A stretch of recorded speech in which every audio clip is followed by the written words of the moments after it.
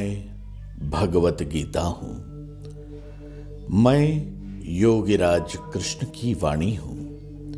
यही कारण है कि मैं सृष्टि, चराचर और कालखंड से परे हूं। कुरुक्षेत्र के मैदान में स्वयं समय ने स्थिर रहकर मेरा श्रवण किया है। मेरी ही साक्षी में उसने अनंत काल से प्राणी मात्र के उलझे हुए प्रश्नों को सुलझाया है।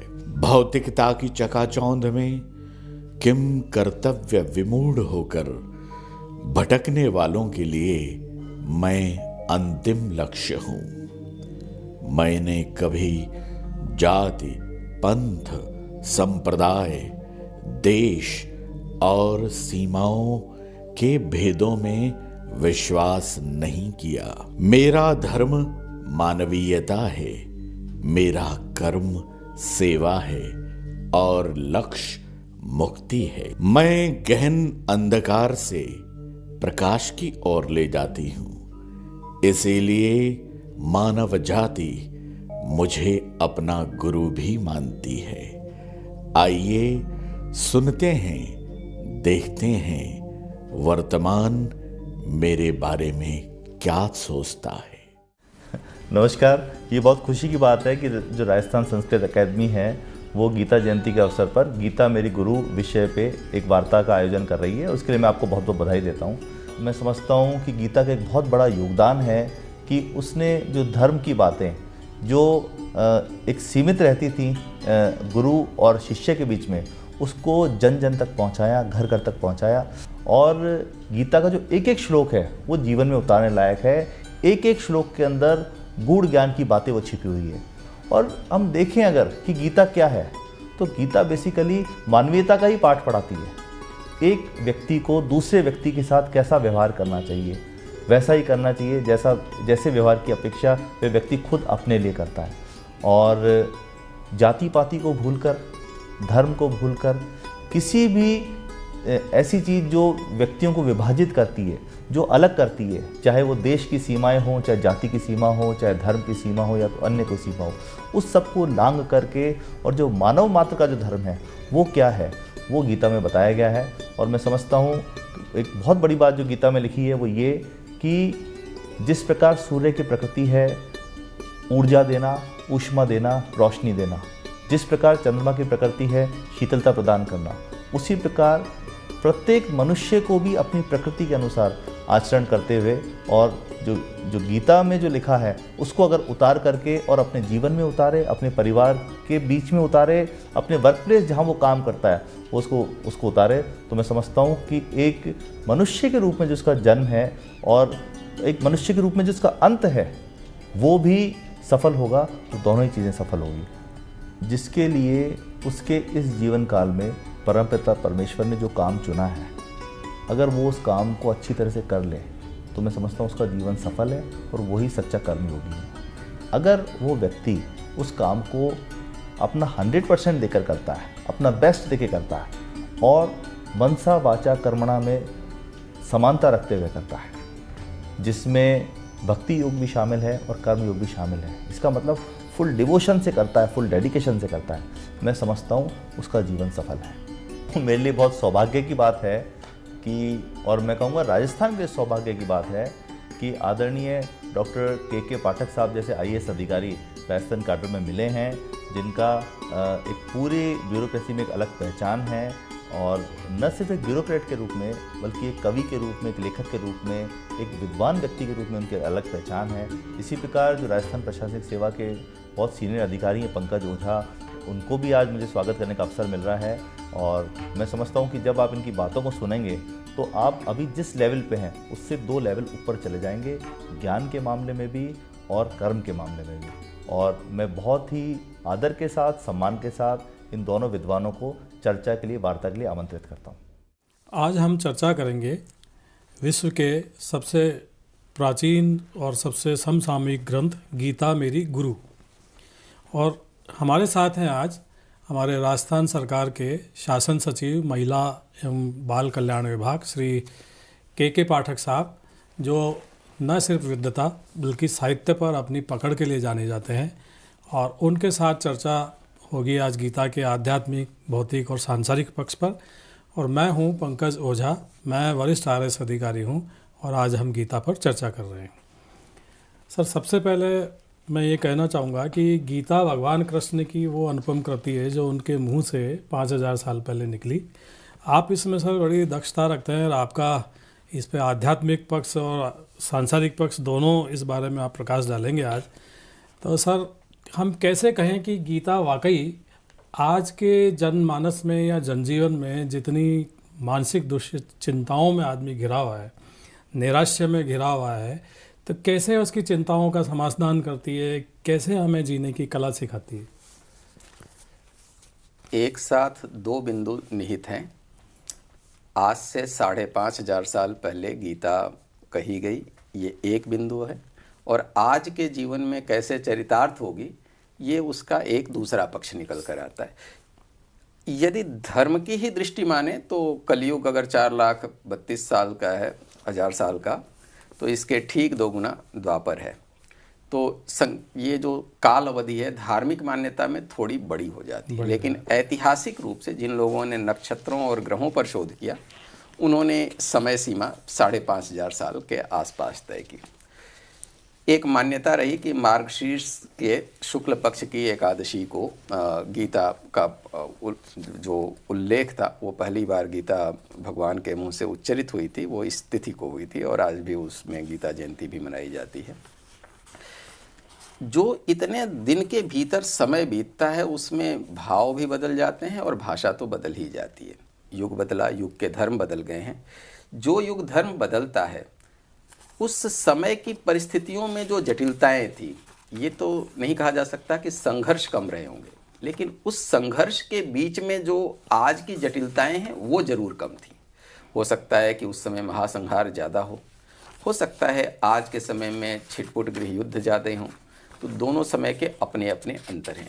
गीता संभवतः पहला ऐसा ग्रंथ था जिसके भीतर जीवन के जितने भी मार्ग हो सकते हैं, आध्यात्मिक मार्ग हो सकते हैं, उन मार्गों का त्रिविध विभाजन प्रस्तुत किया गया। वे त्रिविध विभाजन बताते हैं कि दुनिया का कोई भी धर्म हो, संसार के कोई भी रास्ते हों, वो 3 ही रास्तों से होके गुजरेंगे। एक रास्ता ज्ञान का, दूसरा रास्ता कर्म का, और तीसरा भक्ति का। ये 3 जो रास्ते हैं, न केवल 3, ये त्रिविध विभाजन पर, हालांकि जो 18 अध्याय देखेंगे सभी को योग कहा गया, लेकिन उनमें से इन 3 को एक मार्ग के रूप में उन्होंने प्रचलित किया। तो ये जो योग की परंपरागत परिभाषा थी वो बदल गई। न केवल ये बदली, बल्कि कई चीज़ों की परंपरागत मान्यताओं में बदलाव आ गया। जब हम ज्ञान मार्ग कहते हैं तो ज्ञान मार्ग से सामान्य जो अर्थ निकलता है जनमानस में, वो निकलता है कि शास्त्र का अध्ययन करें और अनुचिंतन करते हैं, ये ज्ञान मार्ग है। ये आत्मज्ञान का मार्ग था, ध्यान साधना का मार्ग था, पहली बात तो ये। दूसरा, जो हम कर्म मार्ग कहते हैं, कर्म या मार्ग संसार के सभी धर्म अपने स्तर पर मानते रहे हैं। कर्म मार्ग में सभी लोगों का बल मुख्य रूप से धार्मिक और नैतिक कृत्यों पर रहता है। धार्मिक कृत्य में पुण्य के कृत्य कैसे हो सकते हैं, तीर्थ कैसे हो सकते हैं, इन चीज़ों पर बल होगा। और नैतिक कर्मों में ये बल कि हम सत्य, अहिंसा, शील के जो भी सिद्धांत हैं उन पर कैसे जा सकते हैं। कृष्ण की गीता में अचानक रूपांतर कर दिया गया। उन्होंने कहा कर्म के भीतर से अगर कामना जब तक नहीं निकालते वे कर्म मार्ग के हिस्से हैं ही नहीं। तो उन्होंने पहली बार कर्म मार्ग की परिभाषा बदल दी। और भक्ति मार्ग में भी प्रायः क्या होता है कि जनसामान्य में कर्मकांड घुल मिल जाता है। हम इतना जप करें, इतने तीर्थ करें, इतनी बार मंदिर जाएं, भक्ति के लिए उन्होंने परिभाषा बदल के कि सब कुछ छोड़ के केवल समर्पण ही पर्याप्त हो जाए। तो 3 तरह की मनोवृत्तियां जीवन में रहेंगी, और ऐसा नहीं होता कि तीनों 3 तरह के व्यक्ति हों। हमारे ही 3 कालखंड में 3 मनोवृत्तियां हो सकती हैं। संभव है कि प्रातः काल हो तो हम ज्ञान मार्गी दिखें, संभव है कि मध्याह्न काल चल रहा हो तो हमारे मन के भीतर कर्म मार्ग ज़्यादा प्रबल हो, और जैसे ही रात्रि ढले हमारी भक्ति भावना प्रबल हो जाए, हम उस समय आरती भी करते हैं, तब हम भक्ति योग में हो जाएंगे। हाँ, तो बहुत से ऐसे लोग जो बहिर्मुखी थे उनको कर्म मार्ग ज़्यादा रुचेगा, जो लोग अंतर्मुखी हैं उनको ज्ञान मार्ग ज़्यादा रुके, जो भक्ति मार्ग है वो दोनों का मिश्रण है। वो आत्मलीन तो हो रही है लेकिन परमात्मा के प्रति उन्मुख भी हो रही है, तो ये दोनों का मिश्रण हो रहा है। तो अलग अलग दिशा के लोगों के लिए अलग अलग रास्ते थे। चूंकि आपने स्वयं भी गीता पर गहन शोध कर रखा है, तो मैं अपनी ही बात रखने के साथ चाहूँगा कि आप भी इस पर कुछ प्रकाश डालें। आपने बिल्कुल सही कहा सर कि इसमें ज्ञान, भक्ति और कर्म तीनों पर प्रकाश डाला गया है। और ये बात भी सही है कि भक्ति का अर्थ कर्मकांड नहीं है। तभी कई जगह सर कृष्ण ये कहते हुए नज़र आते हैं कि दुरात्मा से दुरात्मा व्यक्ति भी जो मुझे सब कुछ मान लेता है तत्क्षण वो परम शांति को प्राप्त हो जाता है। इसी तरह वो ये भी कहते हैं कि जो सब कुछ छोड़ के मेरी शरण में आ जाता है उसका योग स्वयं मैं ले लेता हूँ। उसकी प्राप्ति की रक्षा का भार और उसको जो अप्राप्त है उसको अप्राप्त जो चीज़ें हैं वो प्राप्ति का भार भी मैं लूँगा। बिल्कुल सही बात है। वो पूर्ण सरेंडरनेस की बात करते हैं। और देखा जाए तो गीता शरणागति से ही शुरू होती है और शरणागति पर ही खत्म होती है। अर्जुन प्रथम अध्याय में ही कहते हैं, जब विषाद उनके आ जाता है कि मैं कैसे सबको मारूंगा, और वो कहते हैं कि मैं आपकी शरण में हूँ, अब आप मुझे शिक्षा दीजिए। लेकिन देखा जाए तो पूरी तरह शरण में नहीं है। और उनके शरण में नहीं होने से हमें लाभ है कि 18 अध्याय निकलते हैं, 700 श्लोक निकलते हैं। और अंत में फिर अर्जुन फिर वही कहते हैं कि मेरा मोह नष्ट हो गया और मैं आपकी शरण में हूँ। तो ये वापस समाप्ति भी शरणागति से ही होती है। और ज्ञान और भक्ति, कर्म योग तीनों चीज़ें उनकी चर्चा में जिस अच्छे से ढंग से निकल कर आती है वो वाकई दुर्लभ और सभी के लिए स्वीकार्य है। अब मैं सर ये कहना चाहूँगा कि कृष्ण बार बार कहते हैं कि तू कर्म कर, फल की इच्छा को छोड़। कई बार उन्होंने अर्जुन को कहा और इसी संदर्भ में 18 अध्याय हो जाते हैं। लास्ट में भी वो कहते हैं, वो 9वें अध्याय में भी कह रहे हैं 32वें श्लोक में कि तू मुझ में मन वाला हो जा, मुझे नमस्कार कर, फिर तू शांति को प्राप्त हो जाएगा। लास्ट में भी वो कहते हैं और कर्म कर, तू युद्ध के लिए खड़ा हो जाए। युद्ध का आशय यही है शायद कि तू कर्म के लिए तैयार हो जा, जो तेरा वास्तविक कर्म है, क्षत्रिय कर्म है। तो सर ये कर्मवाद पे कैसे प्रकाश डालती है, कैसे आदमी फल की इच्छा को छोड़ सकता है, फल की इच्छा को छोड़ के कैसे वो शांति को प्राप्त होगा, अपने जीवन को अच्छा बना लेगा। आपका हम चाहेंगे कि इस पे बहुत ही विलक्षण टीका आपकी है तो हमें मिले। गीता की अनगिनत व्याख्याएं हुई हैं और उसकी परंपरा का अनुसरण करते हुए अनगिनत ग्रंथ भी लिखे गए हैं। कम से कम 49 गीताओं का उल्लेख मिल जाता है। 7 गीताएं तो वैसे भी बड़ी प्रसिद्ध रही हैं, जो भगवत गीता के समानांतर ही लोकप्रिय भी हुई हैं। उनमें भिक्षुक गीता भी है, ब्राह्मण गीता है, उद्धव गीता है, अवधूत गीता है, हंस गीता है, अष्टावक्र की महागीता वैसे भी बहुत प्रसिद्ध रही है। तो जो अपने अनुरूप जिसको जो प्रवृत्ति रुचती थी, उन्होंने उस प्रवृत्ति के अनुरूप गीता की व्याख्या की। सबसे प्रारंभिक जो व्याख्या है वो शंकराचार्य की, जो मुख्य रूप से उन्होंने ज्ञान मार्ग पर बल दिया। जो दूसरा क्रम आता है जो भक्ति मार्गियों की, क्योंकि रामानुज, जो मध्वाचार्य हैं, वल्लभाचार्य हैं, इन सारे लोगों ने भक्ति मार्गीय व्याख्या की। और बाद में जितने आधुनिक विचारक हैं, चाहे वो लोकमान्य तिलक हों, महात्मा गांधी हों, विनोबा भावे हों या अन्य लोग हों, उन्होंने कर्म मार्ग पर विशेष बल दिया, क्योंकि नया युग था, नए युग में उस पर बल देने की बात है। तो भारतीय धर्म और दर्शन के लिए एक बड़ा रोचक शब्द का प्रयोग किया है मैक्स मुलर ने। उन्होंने हीनोथेइज्म शब्द का प्रयोग किया है। वो कहते हैं कि हिंदू धर्म में जब भी किसी देवता की उपासना की जाती है, हम आरती करते हैं, किसी खास पर्व पर उनका पर्व मनाते हैं, तब हम उन्हीं को सर्वश्रेष्ठ मान लेते हैं। एक समय में एक देवता ही सर्वश्रेष्ठ है। जब शिवरात्रि आती है तो शिव सबसे महान है, जब एकादशी आती है तो विष्णु सबसे महान है, जब नवरात्र आती है तो दुर्गा सबसे महान है। तो ऐसे ही जब भगवान कृष्ण बात करते हैं, तो जब वो ज्ञान मार्ग की बात करते हैं तो लगेगा कि ज्ञान ही सर्वश्रेष्ठ है। जब वे कर्म मार्ग की बात करते हैं तो लगेगा कि कर्म ही सर्वश्रेष्ठ है। और जब भक्ति की बात करते हैं, क्योंकि आखिरी जो 6 अध्याय हैं वो भक्ति मार्ग ज़्यादा प्रधान है, तो उन जगहों पर लगेगा कि भक्ति ही सर्वप्रमुख है। चूँकि तीनों मार्गों का उद्देश्य एक ही है और गंतव्य एक ही होता है, तो जो चाहे जिस रास्ते से जाए उसी रास्ते के लिए वो अनुकूल है। प्रश्न ये उठता है कि जिस कर्म मार्ग की बात करते हैं, कर्म मार्ग में हमेशा निष्काम होने के पीछे, जब भी हम निष्काम होने की बात करते हैं, ये संकट शुरू करता है। क्योंकि जो 4 सूत्र हैं, कर्मण्येवाधिकारस्ते मा फलेषु कदाचन, ये कर्म तक तुम्हारा अधिकार है। पहला जो शब्द आता है कि हमारा अधिकार उससे बाहर नहीं जाता। फल पर माँ फलेषु कदाचन, फल पर हमारा अधिकार नहीं है। माँ कर्म फल हेतुर हो, कभी तुम ऐसा भी मत हो कि फल के हेतु बनो। और माते संगो अस्तु अकर्मणि, और ऐसा भी ना हो जाए कि तुम कर्म से विरत ही हो जाओ। कि इन 4 सूत्रों में जो बात छिपी हुई है, अधिकांश लोग जब प्रश्न उठाते हैं, प्रश्न का तात्पर्य ये होता है कि भाई फल से ही विरत हो गए तो हमारे पास अब इच्छा ही कैसे होगी, हम कैसे कर्म करेंगे। लेकिन अक्सर ये होता है कि हम फल को जब सामने रख लेते हैं, जैसे ही फल को सामने रखा, अनजाने में आप कर्म से कहीं ध्यान भटक जाता है और कर्म से बंध भी जाते हैं, बंध भी गए। अब उसके भीतर कामनाएं न केवल आपको कर्म से कई बार विचलित करती हैं, बल्कि उसके भीतर विषदंत भी लाती हैं। कोई ऐसा कर्म नहीं हो सकता जो सर्वदा सफलता की गारंटी लेता हूँ, सुनिश्चित नहीं कर सकता। तो जरा सा भी विफल हुए, आहत होंगे। तो जैसे ही हम थोड़ा निष्काम होते हैं, अगर कहते हैं कि ये जरा विषदंत कम हो जाए, तो कर्म अपने आप में बंधन मुक्त करने लगता है। तो आज जीवन जो कि निरंतर तनावों से गुजर रहा है, लोग अलग अलग दिशाओं में चरण और शरण तलाश रहे हैं। गीता के ये कुछ सूक्त अपने आप में बेहतर मार्गदर्शन करने में समर्थ। मैं विशेष रूप से, क्योंकि आपका गीता पर गहन शोध है, कर्म मार्ग के संबंध में जो आपकी दृष्टि रही है, जो आपने शोध किया है, उस पर कुछ प्रकाश डालें।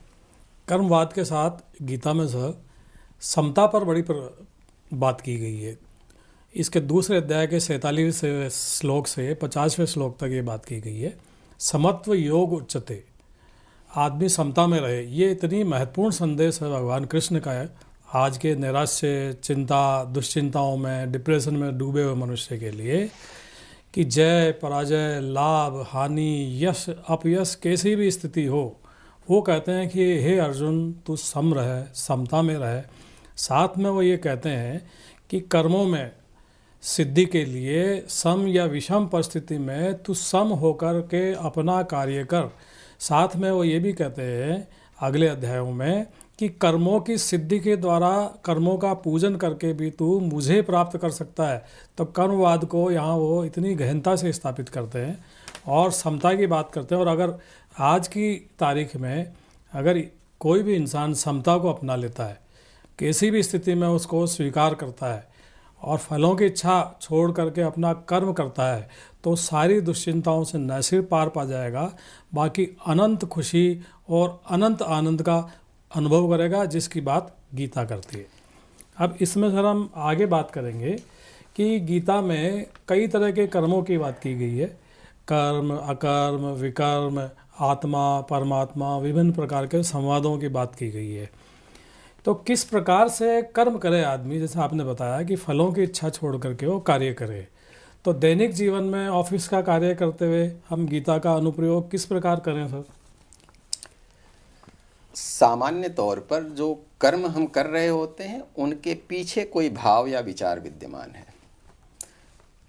प्रश्न ये उठता है कि कर्म की शुद्धता पर्याप्त है या उसके भीतर भाव की शुद्धता भी होनी आवश्यक है।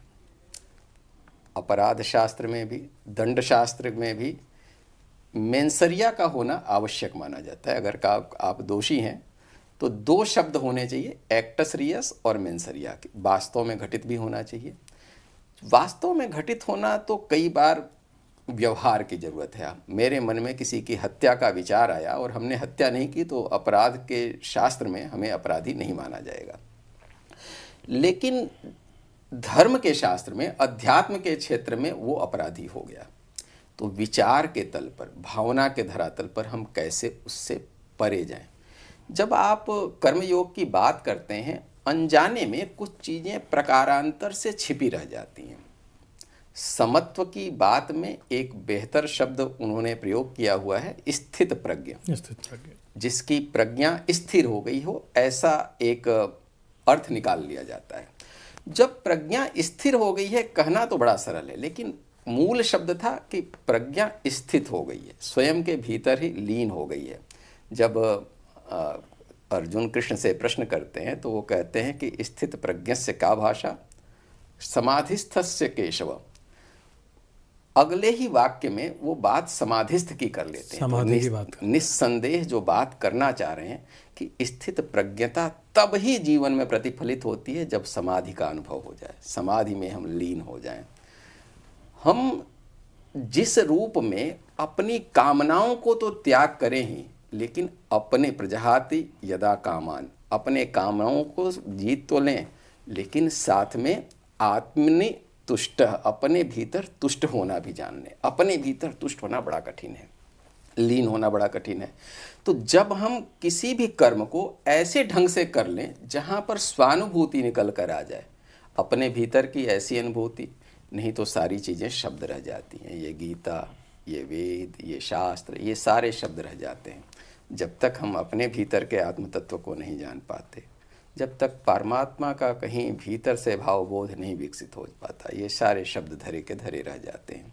तो जहाँ आत्मबोध की बात आ जाए, और ख़ास तौर पर जो कृष्ण का विश्व दर्शन है वो अंतिम तौर पर इसी लक्ष्य की ओर लेकर जाता है। तो जब भी हम किसी योग की बात करें, चाहे हम भक्ति योग की, कर्म योग की या ज्ञान योग की, हमेशा इस बात पर बल रहे कि सचमुच हमारा उसका आत्म साक्षात्कार हुआ या केवल हमारे पास शब्द भर थे।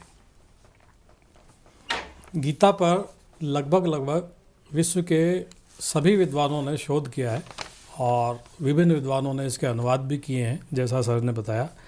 गीता के बारे में मैं कहना चाहूँगा कि आइंस्टीन भी इसे पढ़ते थे और वो कहते थे कि जब मैं गीता पढ़ता हूँ तो मैं किसी और लोक में चला जाता हूँ, मेरी सारी विद्या मुझे इसके आगे बहुत तुच्छ नज़र आने लगती है। कई बिजनेस मैनेजमेंट स्कूल्स हैं विश्व के जहाँ पर ये गीता पढ़ाई जाती है। हार्वर्ड यूनिवर्सिटी ये कोर्सेज ऑफ़र करती है, चीन की पीकिंग यूनिवर्सिटी ये कोर्सेज ऑफ़र करती है, न्यू जर्सी की स्टेटन ग्राड यूनिवर्सिटी बाकायदा गीता पर अपना एक कोर्स ऑफ़र करती है, कोलंबिया स्कूल ऑफ मैनेजमेंट में गीता पढ़ाई जाती है। महात्मा गांधी, एडल्फ हसले, are Steiner, APJ Kalam, Tilak, Gokhale, Arvind, Maharshi Radhakrishnan, David थोरी, कार्ल जंग, इन सब ने गीता की उपासना की है। इवन प्रशा के जो जर्मन विद्वान हम्बोल्ट थे, उन्होंने तो यहाँ तक कहा, इसको पढ़कर इतने अभिभूत हो जाते हैं वो कि गीता धरती पर उपलब्ध जितने ग्रंथ हैं उनमें सर्वश्रेष्ठ है। और उन्होंने जर्मन विद्वानों को ये आदेश दिया कि संस्कृत वाङ्मय में जितने भी अभूत संपदा है उसका संकलन किया जाए। तो हम देख सकते हैं कि अनेक जर्मन विद्वान भारत आए और उन्होंने संस्कृत वाङ्मय पे न सिर्फ भारत से भी अधिक शोध किया और ऐसी ही ख्याति विश्व को दी जो बहुत आगे है। सर, हम जानना चाहेंगे कि गीता में योग पर भी बात की गई है। कहीं वो बात करते हैं कि योगारूढ़ मनुष्य किस प्रकार का होता है, और योग वो आत्मा और परमात्मा के साथ योग की बात करते हैं, चाहे वो भक्ति के द्वारा या ज्ञान के द्वारा। तो इसके द्वारा कृष्ण हमें क्या संदेश देते हैं, कैसे योग की बात यहाँ हो रही है? योग शब्द बहुत पहले से प्रचलन में रहा है। संस्कृत का हर शब्द किसी न किसी धातु से बनता है। तो एक जो प्रमुख अर्थ है युजिर योगे शब्द से बनना।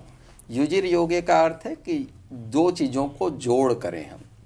तो अध्यात्म के जगत में जब जोड़ की बात आती है तो आत्मा और परमात्मा का जोड़ सबसे प्रमुख मान लिया जाता है। लेकिन जब हम अध्यात्म में और गहरे जाते हैं तो कई बार युज समाधौ धातु का प्रयोग होता है। समाधि के अर्थ में, ध्यान के अर्थ में, कैवल्य के अर्थ में हम प्रयोग कर रहे होते हैं।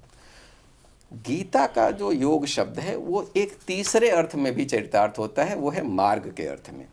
और जिस मार्ग की हम बात कर रहे होते हैं वो केवल योग दर्शन तक सीमित नहीं है। जब वो कह रहे होते हैं सांख्य योगौ पृथक बाला प्रवदन्ति न पंडिता, तो वहाँ सांख्य किसी सांख्य दर्शन के अर्थ में नहीं है, योग किसी योग सूत्र के योग दर्शन के अर्थ में नहीं है। वहाँ स्पष्ट अर्थ है कि सांख्य वे लोग जो कि शुद्ध रूप से ज्ञान मार्गी हैं और योग मूलतः कर्म मार्गी हैं, जो प्रवृत्ति मार्गी हैं।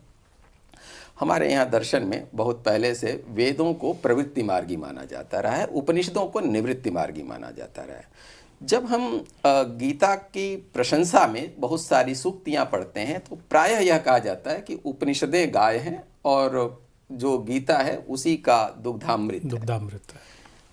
जब ये बात कही गई होगी तो कुछ उसका निहितार्थ रहा होगा कि ये मूल रूप से निवृत्ति मार्गी ज़्यादा है, प्रवृत्ति मार्गी कम है। लेकिन जितनी दूर तक कर्म मार्ग है, प्रवृत्ति मार्ग भी सामने दिख रहा है।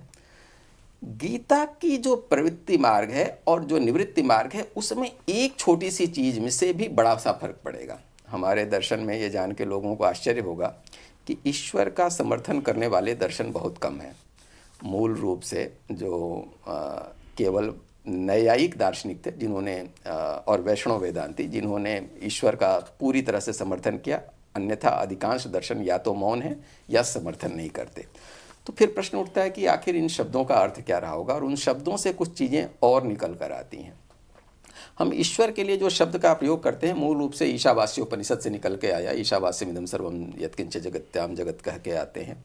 वहाँ पर मूल अर्थ ये था कि जिसमें ऐश्वर्य हो, षडैश्वर्य की बात कर, जिन षडैश्वर्यों की बात करते हैं उसमें धर्म ज्ञान वैराग्य जैसी भी चीज़ें हैं, श्री और कीर्ति वाली चीज़ें, पराक्रम वाली भी, वीर्य वाली भी चीज़ें, जो एकदम प्रवृत्ति मार्गी भी चीज़ें हैं। लेकिन जब भगवान शब्द का प्रयोग किया जाता है तो भगवान शब्द, अगर हम ये माने कि भगवान शब्द का प्रथम प्रयोग करने वाली गीता है, तो जिस अर्थ में बौद्ध दर्शन में या जैन दर्शन में भगवान शब्द का प्रयोग होता है, भगवान बुद्ध कहते हैं, भगवान महावीर कह रहे होते हैं, तो अर्थ बदल जाते हैं। भगवान का वहाँ तात्पर्य है जिसने सब चीज़ें भंग कर दी, जो वो मूल रूप से पाली और प्राकृत भाषा का शब्द है। माना जाता है कि हिंदू परंपरा में सबसे पहले भगवान शब्द का प्रयोग कलिसंतरण उपनिषद में हुआ और वहाँ से ही एक रूपांतरण हुआ। गीता की भी कुछ प्राचीन प्रतियां हैं जिनके भीतर 18 अध्यायों में विभाजन नहीं है और वहाँ पर श्री भगवान उवाचा आता भी नहीं है, लेकिन श्रीमद् भगवद गीता तो थी ही। तो जो पाणिनि की व्याख्या थी उसके भीतर भो भगो अघोष अशी कह के जो सूत्र रचा गया, उसके भीतर उन्होंने केवल आदर सूचक अर्थ में भगोष शब्द का प्रयोग किया हुआ था।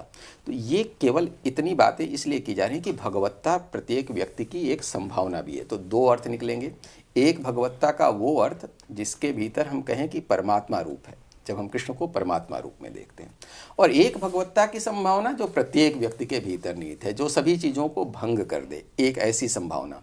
और ऐसा ही अर्थ योग सूत्र के भीतर भी है। जब हम कहते हैं क्लेश कर्म विपाका शरीर अपरामृष्टो पुरुष विशेषो ईश्वर, कि पुरुष विशेष ही ईश्वर है, और वो जब भी क्लेश कर्म से मुक्त हो जाए, क्लेश से मुक्त हो जाए, उनके बंधनों से मुक्त हो जाए, अपने आप वो उस ईश्वरत्व को प्राप्त कर लेता है। तो प्रत्येक व्यक्ति के भीतर भी ऐसी संभावना विकसित हो जाए तो वो योग चरितार्थ हो जाता है। तो इस अर्थ में भी हमें गीता को देखना चाहिए। अब आप इसमें कुछ प्रकाश डालना चाहें। सर, आपने बिल्कुल सही बताया कि ईश्वर व्यक्ति के मन में किस तरह से प्रकट हो जाए। यही गीता कहती है कि ज्ञान के द्वारा ईश्वर प्रकट हो सकता है। ज्ञान से जब सभी प्रश्नों का समाधान हो जाता है तो वो तत्काल परम शांति को प्राप्त हो जाता है, ईश्वर तत्व को उपलब्ध हो जाता है, परमात्म तत्व को उपलब्ध हो जाता है। जब उसकी भक्ति पराकाष्ठा पर पहुंचती है तो सभी मनुष्यों में परमात्मा को देखता है, स्वयं में सभी मनुष्यों को देखता है, जैसा वो भगवान कहते हैं। इसी तरह यदि कर्म में उसकी आस्था होगी और कर्म में वो शिखर पा लेता है तो कर्मों के सिद्धि के द्वारा भी वो पूजन करके ईश्वर तत्व को प्राप्त करता है। ये बिल्कुल ज्ञान, भक्ति और कर्म का, सर, आपने इतना सुंदर संगम और इतने कम शब्दों में व्याख्या करके निचोड़ किया है, जो बड़े काम की सभी के लिए होगी। साथ में मैं इसमें ये और जोड़ना चाहूँगा कि गीता की अनेक भाषाओं में अनुवाद हुए हैं। पहला अनुवाद उर्दू का मेहरुल्लाह साहब ने किया है, और अरबी अनुवाद फ़िलिस्तीन के अल फतेह कमांडो साहब ने किया। इंग्लिश अनुवाद तत्कालीन गवर्नर जनरल भारत के तो प्रभावित थे, तो उन्होंने चार्ल्स विल्किंस को कहा। हिब्रू में फना साहब ने किया, रूसी में नोविकोव साहब ने किया, और मज़े की बात है कि सभी ने बाद में हिंदू धर्म अपना लिया। 283 विद्वानों ने अब तक गीता का अनुवाद किया है।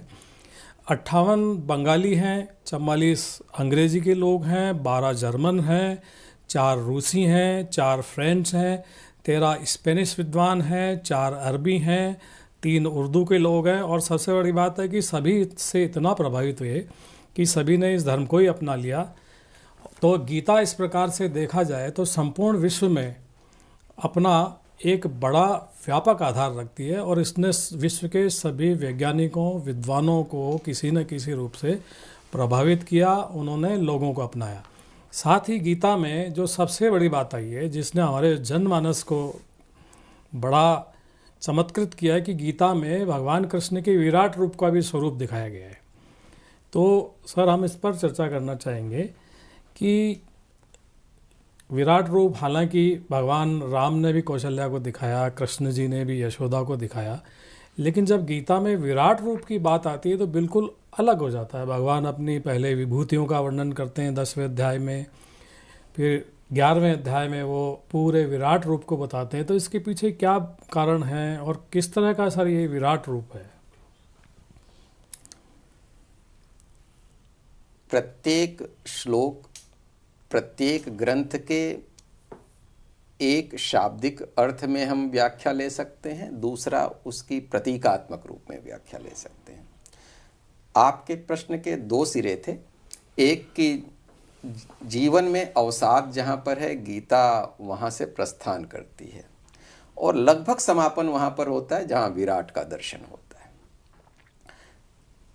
मैं गीता के कुछ ग्रंथों पर व्याख्याएं जो थी, उनमें से कुछ ग्रंथों को पढ़ रहा था, उसमें ओशो का भी एक उनकी व्याख्या थी।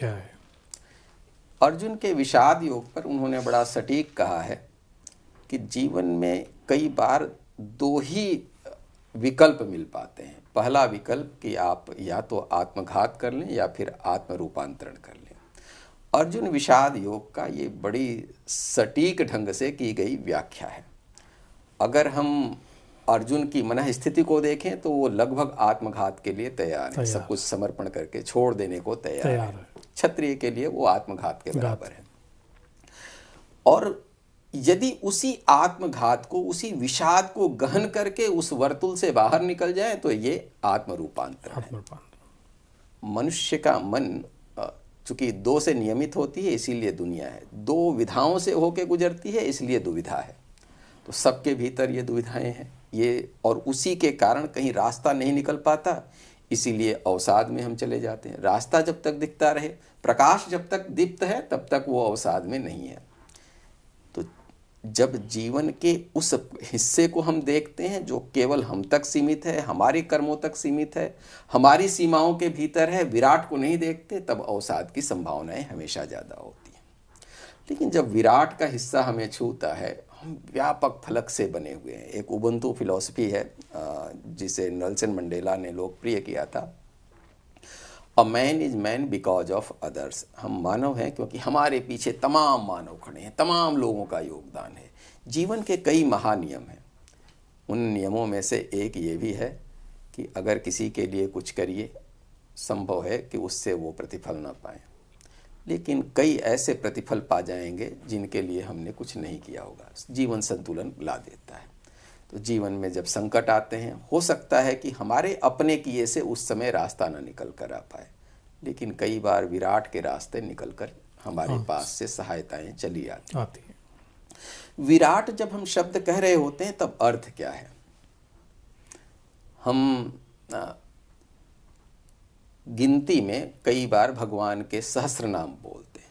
सहस्र जो कहता है वो लक्ष्य तक जा सकता है, कोटि तक जा सकता है, अरब खरब शंख महाशंख जहाँ तक गिनती जाए जा सकती है। तात्पर्य केवल इतना है कि जितने भी नाम हैं वो सारे ईश्वर के नाम बन जाते हैं। यही अर्थ विराट में भी चरितार्थ होता है।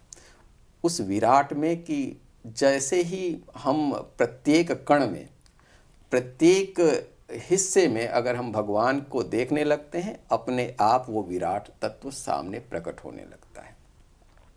तो जो विराट रूप का दर्शन भगवान श्री राम ने किया, जिस विराट रूप का दर्शन दुर्योधन ने जंजीर बढ़ाते समय किया, जिस विराट रूप का दर्शन अर्जुन ने किया, कौशल्या उस विराट को देखकर भी सीमा में अपने लौट आती हैं।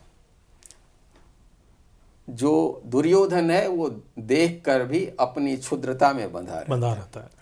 लेकिन अर्जुन उस रास्ते पर जहाँ पर कि एक विराट की ओर चला जा सकता है, उस ओर बढ़ जाता है।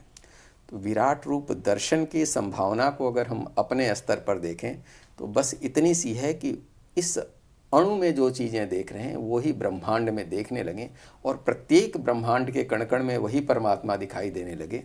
हमने कृष्ण के उस विराट रूप का दर्शन कर लिया तो हमारे जीवन में गीता की सार्थकता उतर आई है। एक प्रश्न साथ में जुड़ता है। जब भी कर्म योग की बात की जाती है, प्रायः एक पक्ष पर बल दिया जाता है कि हम निष्काम हो जाएं, फल की इच्छा न करें, फल के हेतु न बने। लेकिन दूसरा पक्ष जो कि आज के युग के लिए और तब के युग के लिए दोनों समय में उतना ही महत्वपूर्ण था, लोकहित।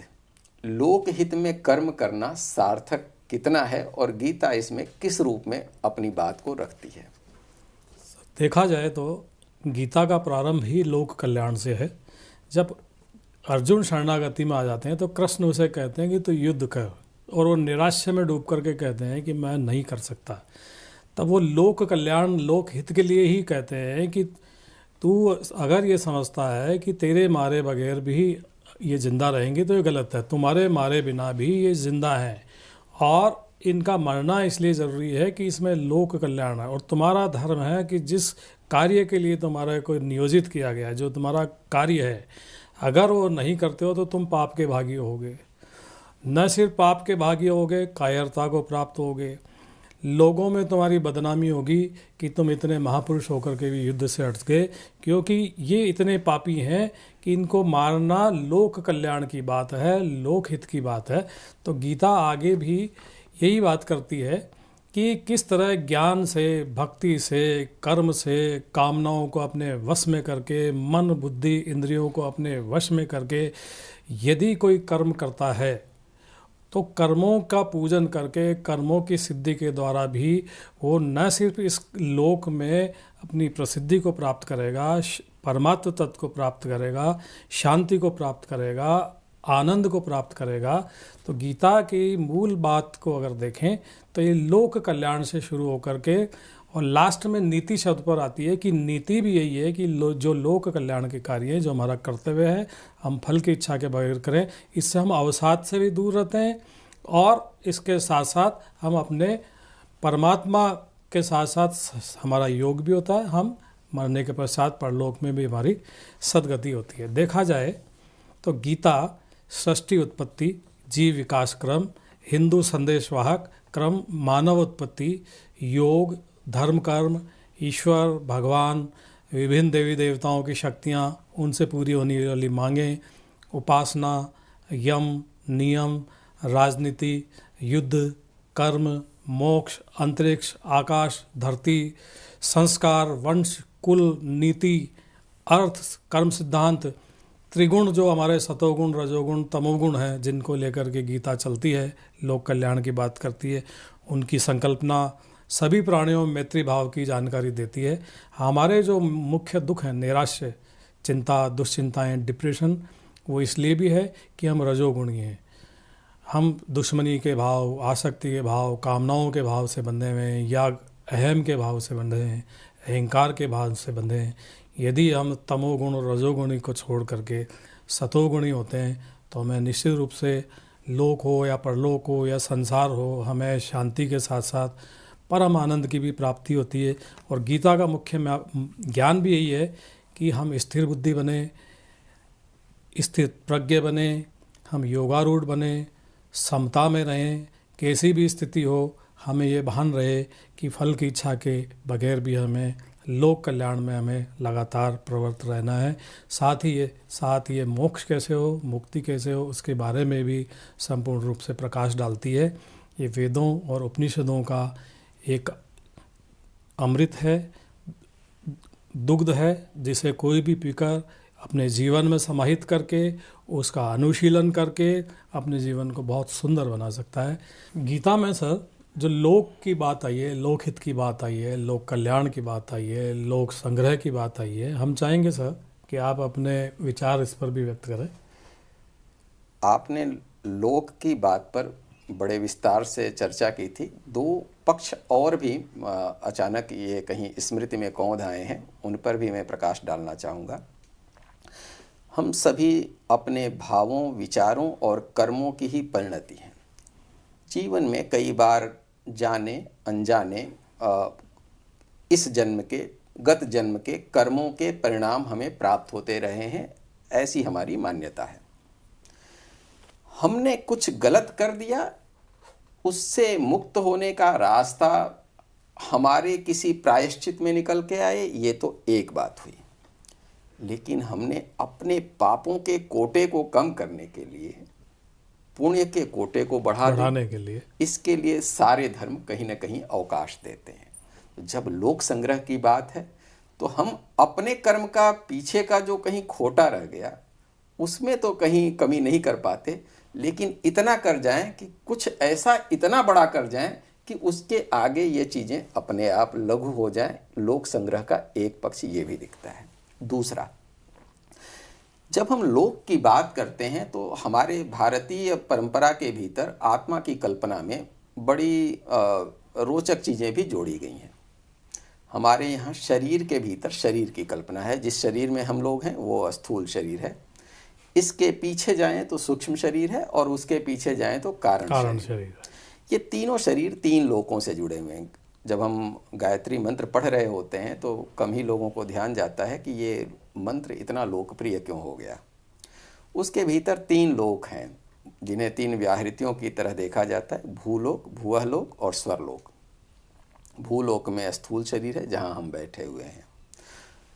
जो स्वरलोक है वो कारण शरीर का है, जिससे स्वर्ग शब्द बना है, जो हमारे उच्चतर अवस्था की शारीरिक अवस्था है। लेकिन उसके बीच में एक भुवः लोक भी है। जो हम सूक्ष्म शरीर में हैं तब तक हम भुवः लोक में हैं। ज़्यादातर प्रेतात्म विद्याएं इसी के भीतर कार्य कर रही होती हैं। भुवः लोक के अपने नियम हैं। अपने जो प्रेत शब्द है वो प्रीत यहाँ से जुड़ी रह गई, इसलिए प्रेत शब्द का प्रयोग करते हैं। बीत गई चीज़ें इसलिए भूत शब्द का प्रयोग करते हैं। तो लोक संग्रह का एक अर्थ ये भी ले सकते हैं कि जब हम जिस लोक की बात करें, जब हम इस संसार की बात कर रहे हैं, तब मुख्य रूप से हम कर्म मार्ग की बात कर रहे हैं। जैसे ही हम सूक्ष्म शरीर की भुवः लोक की बात कर रहे हैं, कहीं ना कहीं ज्ञान लोक की ओर जा रहे हैं, आत्मा की बात। लेकिन जब विराट से जुड़ रहे हैं, परमात्मा की बात कर रहे हैं, तब हम कहीं कारण शरीर में हम स्वरलोक की बात तक पहुंच जा रहे हैं। ये व्याख्या का एक दूसरा हिस्सा है। तो हमारा एक लोक संग्रह ऐसा भी होना चाहिए कि तीनों लोकों का साधन बन जाए, वो बेहतर करने का साधन बन जाए, क्योंकि तीनों चीज़ें एक दूसरे से जुड़ी हैं। तो आज की वार्ता के लिए सर आप पधारे और आपने इतना अमूल्य समय दिया, और आपके इस विद्वतापूर्ण चर्चा से मैं समझता हूँ कि सभी लोग बड़े लाभान्वित होंगे। हम आपका हार्दिक आभार व्यक्त करते हैं सर, बहुत बहुत धन्यवाद व्यक्त करते हैं, बहुत बहुत आभार। नमस्कार। आज के गीता जयंती के इस कार्यक्रम में, जिसको कि हमारी संस्कृत भाषा एकेडमी के द्वारा आयोजित किया जा रहा है, मैं सर्वप्रथम आप सभी महानुभावों को इसकी बहुत बहुत शुभकामनाएं देना चाहूँगी।